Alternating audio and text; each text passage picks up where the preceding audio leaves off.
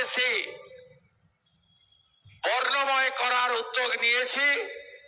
একইভাবে আমরা তারকেশ্বর ধাম পুণ্যধাম এই শ্রাবণী মেলায় আমরা অনেক উদ্যোগ গ্রহণ করেছি। শেওড়াফুলি থেকে তারকেশ্বর ধাম প্রবেশ পর্যন্ত 5 কিলোমিটার অন্তর অন্তর সরকারি সেবা কেন্দ্র থাকবে।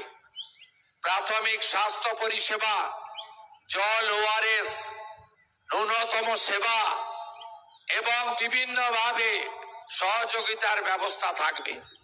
প্রশাসন, পুলিশ আধিকারিকরা তারা পুণ্যার্থীদের জন্য ট্রাফিক এবং যানজট নিয়ন্ত্রণ করে সুরক্ষিত যাতায়াতের ব্যবস্থা করবে এবং যতটা সম্ভব পথ আমরা আলোকমালায় সুসজ্জিত করার কাজও করেছি।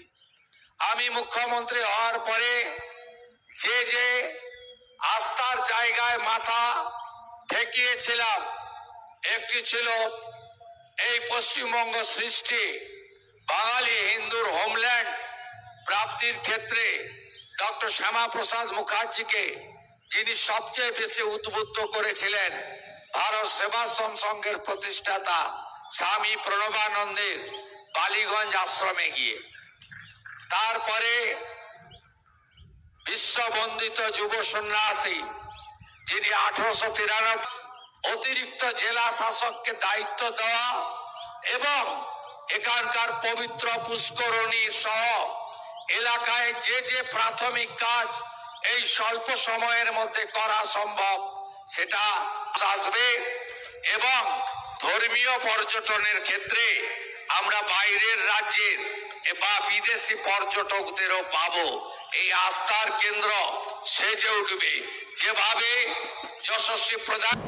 দেখেন, তো প্রথমে যে ভিডিওটা দেখলাম, এই ভিডিওতে বর্তমানের সরকার, যেটা বিগত সরকার ছিল মমতা ব্যানার্জি মুখ্যমন্ত্রী, সেই মুখ্যমন্ত্রী মানে হিন্দু ধর্মের যে মন্দিরগুলো রয়েছে সেই মন্দিরগুলোতে ভালো করে মানে পূজা যখন আসতো সেভাবে সুরক্ষিত বা সুবিধা দিচ্ছিল না।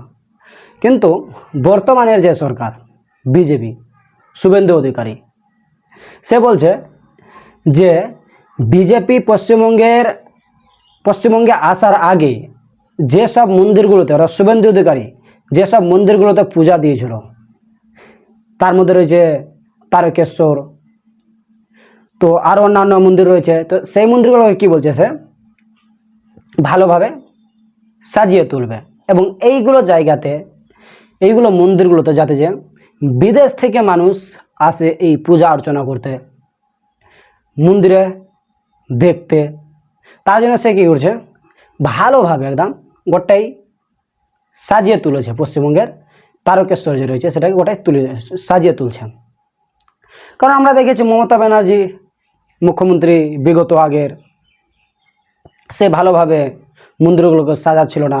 হিন্দু ধর্মের যে আস্থা সংস্কৃতি, সেই সংস্কৃতিগুলোকে ধীরে ধীরে সে পিছনে ফেলতে শুরু করেছিল।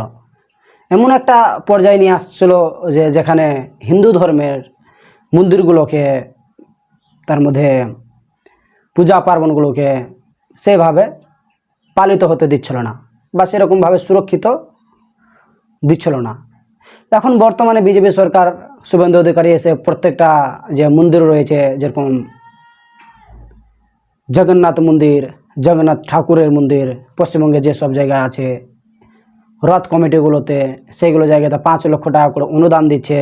আর শ্রাবণী মেলা যেটা তারকেশ্বরে হচ্ছে, সেই তারকেশ্বরটাকে গোটাটাকে সাজিয়ে তুলছে এবং সেখানে মুখ্যমন্ত্রী নিজেও এসেছে এবং মেলাতেও আসবে। সেই জায়গাতে কী হচ্ছে, যেগুলো জায়গাতে শিব ভক্তগুলো জল নিয়ে আসবে, পায়ে হেঁটে আসবে, সেই জায়গাগুলোতে গোটাটা রাস্তাতে প্রাথমিক চিকিৎসা ব্যবস্থা যেটা, সেই চিকিৎসা ব্যবস্থার করে রেখেছে। তার মধ্যে ওআরএস, যাতে যে শরীরে জলের অসুবিধা না হয়, তো সেই প্রাথমিক চিকিৎসায় ওআরএসেরও ব্যবস্থা করে দিয়েছে।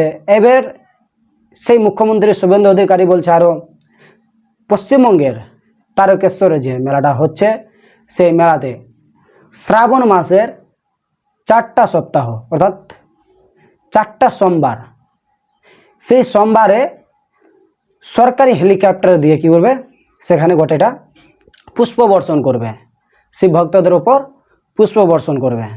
তো এখন বর্তমানে মুখ্যমন্ত্রী বিজেপির আসার পরে হিন্দু ধর্মের সংস্কৃতি অনেকটাই পরিবর্তন হয়েছে।